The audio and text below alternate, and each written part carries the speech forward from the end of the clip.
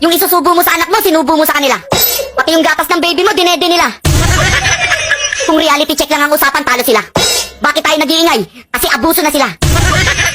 Biruin mo, pati Sun, sila na may-ari. Tanungin mo, baka pati Moon, sila na rin may-ari.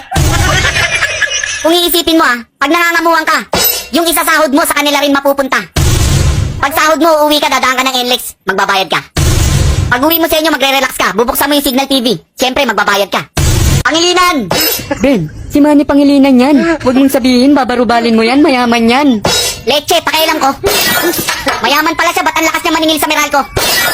May strategy pa sila na bababa yung singil ng kuryente, pero next week, doble yung itataas. Pag inisip mo, yung kalahating sahod ng mahihina, napupunta lang sa malalakas. Sila yung kahit kumain, gutom pa rin. Kahit uminom ng tubig, uhaw pa rin. Kulang na lang pati baso, pigain na rin. Sa tuwing makikita mo yung resibo mo ng Meralco, para kang pinaulanan ng suntok. Sila yung mga oligarchs na mahirap mabusog. May kutsara tinidor na, kumuha pa ng sandok. Tapos kala mo, mga taga-Egypt, 14 pyramid sila. Ang katwiran nila, magutom na yung iba, wag lang sila. Basta ang importante sa kanila, kumikita sila. Yung tipong kumikita na, nag-e-enjoy pa. Tapos, galit na galit sila sa mga naka-jumper. Pero kung iisipin mo, mas masahol pa sila sa mga naka-jumper. Kung merong jumper, aka Spider-Man, meron ding patay sindigang. Papatayin yung kuryente mo. After 5 seconds, sisindihan. Hindi mo tuloy alam kung maiinis ka, iiyak ka o tatawa ka ng malakas. Kasi malakas ang kuryente pag biglang bukas. Kung tutuusin, nagtatrabaho ka lang para magbayad ng kuryente. Sila yung may-ari ng Meralco na nakasuot Vicente. Kahit saang anggulo, talo ka. Hindi ka pa nagre-reklamo, talo ka na. Kaya tulungan natin yung gobyerno mag-ingay para mapalitan sila. Kailangan nilang mapalitan isa-isa, gahaman sila. Yung isusubo mo sa anak mo, sinubo mo sa kanila. Pati yung gatas ng baby mo, dinede nila. Kung reality check lang ang usapan, talo sila. Bakit tayo nag-iingay? Kasi abuso na sila. Pag may-ari nila, NLEX, Signal TV, Meralco, Maynilad, PLDT, Smart, Sun. Biruin mo, pati Sun, sila na may-ari. Tanungin mo, baka pati Moon, sila na rin may-ari.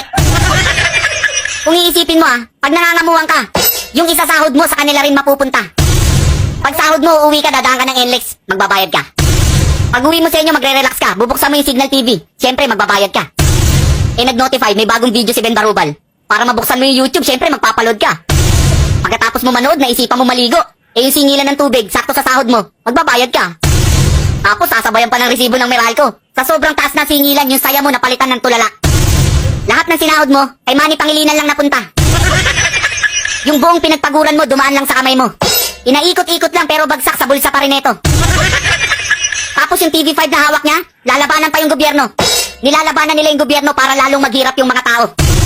Kung iisipin mo, parang si Manny Pangilinan na kumokontrol sa atin. Parang siya na yung humahawak ng feelings natin. Pag gusto niya tayong sumaya, bababaan niya yung singil na Meralco. Pag gusto niya tayong magulat, pabibilisin niya yung takbo ng metro. Pag gusto niya tayong mainis, yung tubig hihinaan niya.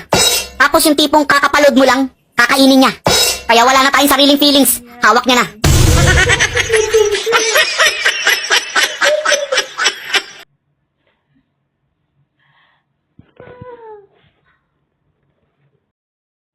Sobrang galing yan. Galing-galing mo talaga. Tuktok-tuktok mga sinasabi mo. Galing.